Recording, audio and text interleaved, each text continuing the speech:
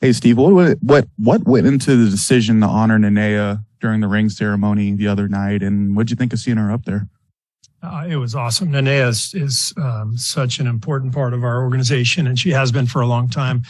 She's one of those people who gets no recognition, but she does so much work and serves so many others. And it was wonderful. It was just, she's a little shy and didn't want the attention, but this was the players. It was their choice, and she has helped them and all of us so much over the years. So it's a really nice honor.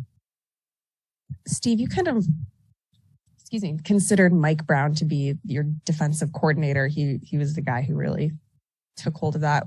Now that he's in Sacramento, where do you look in your coaching staff first off to kind of get that defensive leadership from, I guess? Well, Mike had a lot of assistance from Chris DeMarco last year, and Chris is still heavily involved. Kenny is officially our defensive coordinator this year, but Chris is the bridge from last year. So everything that we did last year, we're basically doing this year. A couple of tweaks here and there, but for the most part, we're playing a similar style.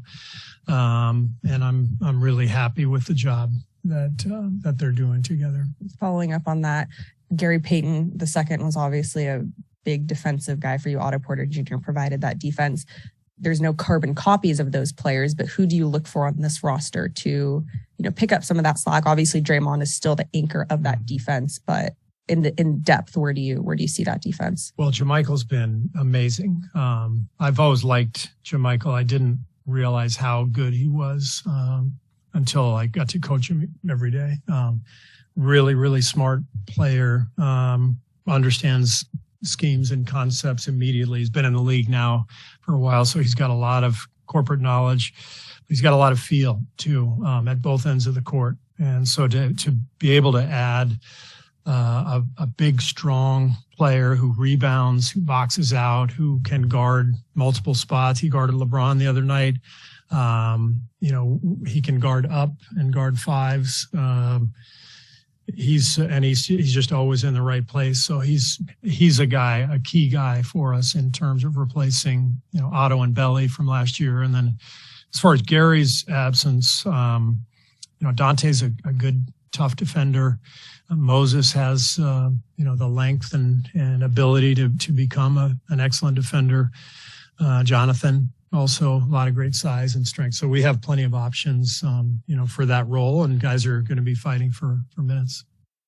How much in these first 20 games or so are you trying to give a large sample to certain lineup combinations, or are you just like trying to see as many lineup combinations as possible? Yeah, I mean, it's tricky because of the minutes restrictions for Steph and Draymond. And, I don't anticipate that will last more than a couple of weeks. Assuming everything goes well, both guys should be, able to play their usual minutes, sooner rather than later. So, but for the next few games anyway, we've got to mix and match a little bit. I do like our second unit combination of, the two pick and roll playing guards, Jordan and Dante with James, because of James's ability as a lob threat and a rim runner.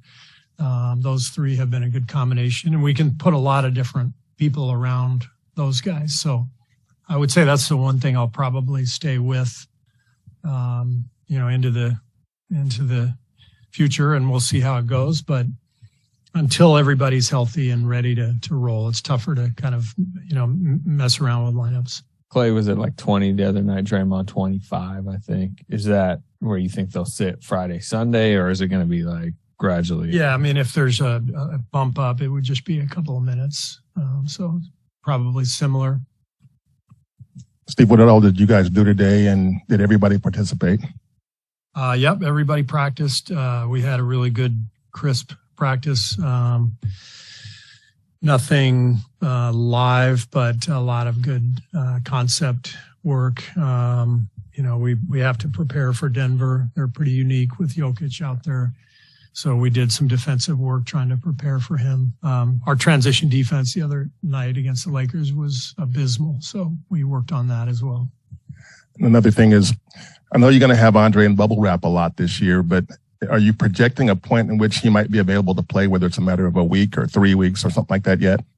I don't have a date, but I would ask him. I think at this stage in Andre's career, it's year 19. Is it? Whatever it is.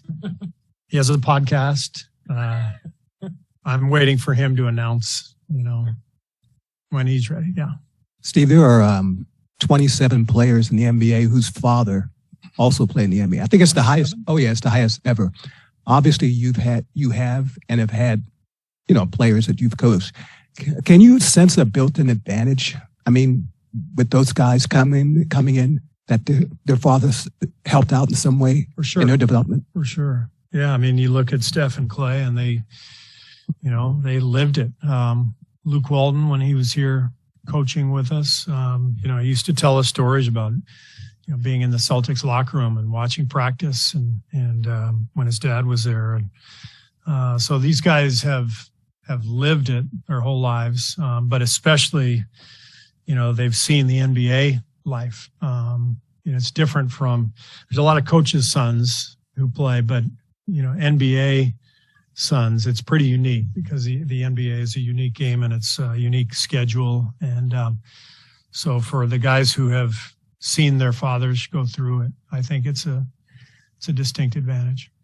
Steve, it was a couple of weeks ago, and I'm paraphrasing here. I think it was in reference to Jordan Poole before he signed that contract. You said, I'm more than just these guys as coach. I want to see the best for them. I want to see them make money and grow as people and take care of their family. With all that being said, how cool was it to see Damian Lee explode last night on that national stage in the fourth quarter? Yeah, it was fantastic. I turned the game on late, just saw the last few minutes, but apparently I saw the part that counted. So it's always great to see former players. It was fun seeing Juan the other night. Fun to see Mo Spates, return and get that ovation the other night. So that's one thing with coaching that you love is just you build the relationships that last even beyond when you're coaching someone. And so I'm always thrilled to see our former guys do well. Reaction for Damian? I didn't. What did he do? Screaming so loud that he woke up Cannon. I love it. Steve, did you get a chance to watch Draymond's pregame doc from the other night? And if so, what do you think about it? I did. I didn't see it.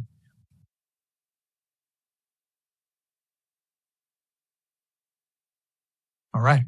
Thank you.